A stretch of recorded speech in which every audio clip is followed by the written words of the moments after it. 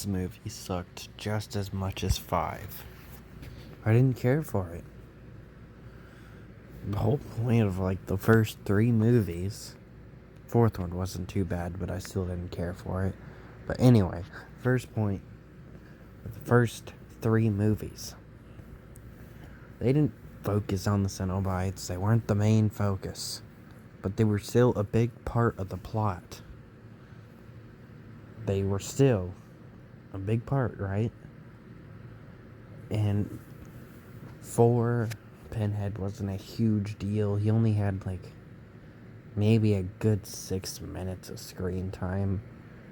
Well, in the future anyway. I think he might have had a solid 20 minutes maybe. Though again, 4 wasn't the best, but it was definitely before the series went downhill. Anyway, in this one, he has more screen time than the last one, which probably isn't too hard to top since it was 1 minute of screen time. But he probably has a good 3 minutes of screen time, if that, until about, I don't know, last 10 minutes of the movie, maybe. He shows up for a good 3 minutes to finally explain what's been going on. Then he just, kind of leaves. The whole movie was about this guy, and he's trying to figure out who killed his wife. He thinks she's dead. He basically knows it, even though they said, hey, she wasn't in the car, she probably escaped. Why are you so confident that she died? And he saw her drowning in it, and he couldn't get her out. Well, when the movie's almost over, he finds out that he's been dead this whole time. She killed him. Because she found out that he was cheating on her with not 1, not 2, but 3 women constantly. And, anyway, she also found out that he planned to kill her along with Brett, so she made Brett a deal, and Brett took the deal. So, then she killed him.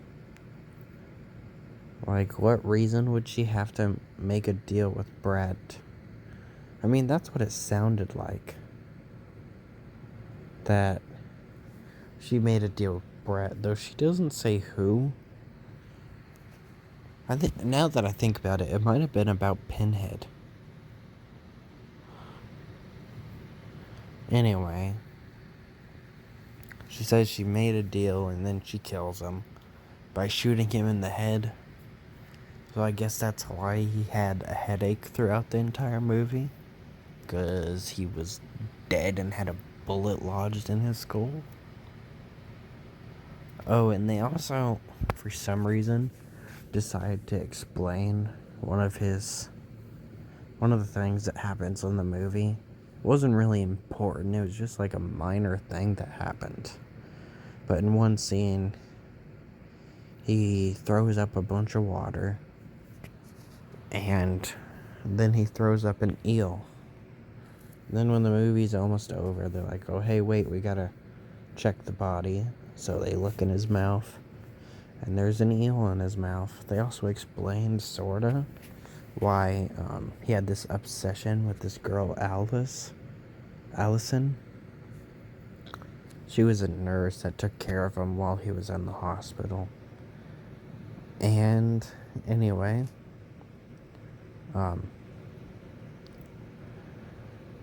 the reason he had this weird little obsession with her was because when he was dead, she was the last person to talk to him and the last person to be by his side, because her explanation was What if there's no afterlife? Wouldn't you want someone to talk to you in your final moments or something like that, even though he's dead? And they kind of let the girl get away with it, which was weird. I never understand letting someone get away with it. Wasn't self-defense. She could have just took a phone out, recorded him, took it to the police. That was it. It wasn't self-defense. Because he was going to kill her later and make it look like a suicide. He wasn't going to kill her in the car while he was in it. And I'm not trying to defend him because he was an awful person, but she is too. She killed someone because she knew he was going to kill her.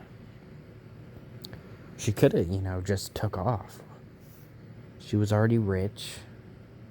It's stated in the movie that she has quite a bit of money. So, literally, all she would have to do is take a car and go buy a new house.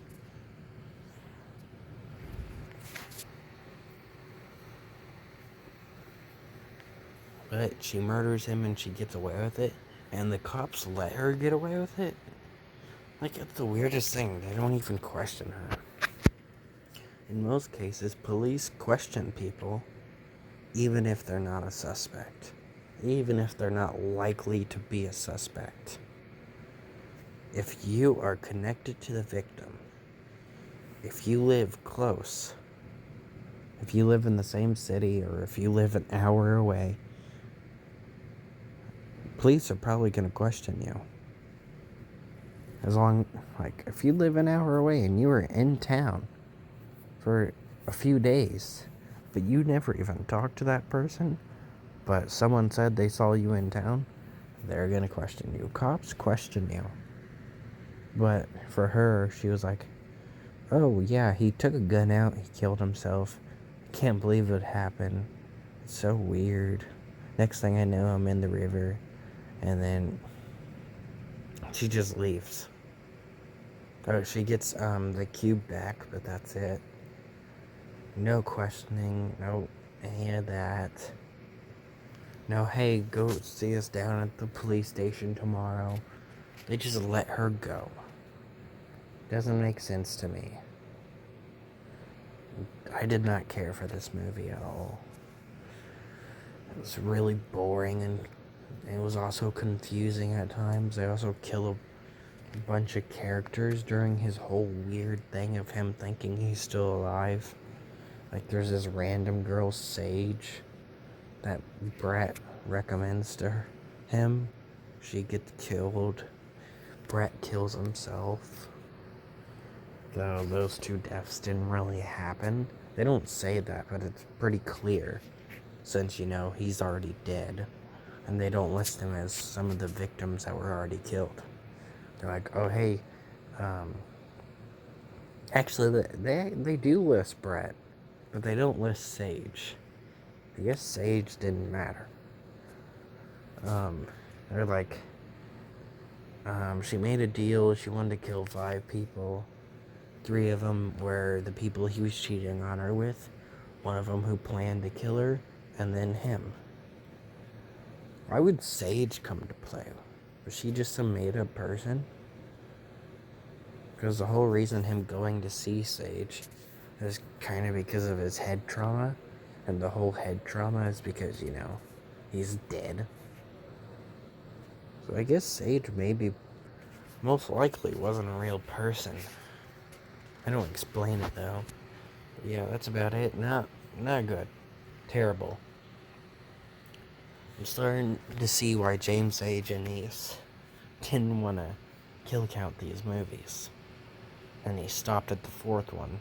Because the 4th one was at least sort of decent. These movies are terrible. And he's obviously covered bad movies before. He covered the Freddy Krueger remake, which I wasn't the biggest fan of, but I did like it. I still think he played a better, scarier version of Freddy Krueger creepier, grosser for sure. But script was pretty terrible. Story wasn't the best. And he's definitely not Robert Englund. Robert Englund had that charisma, but the jokes were obviously corny and cheesy, which I don't expect, a huge difference. It's an 80s series. But I really thought the jokes were pretty good in the remake. He also covered Thanksgiving 3, which he suffered through that. He's covered movies he doesn't like before. But I can see why he didn't cover movies after 4 for this series, because they are just god-awful.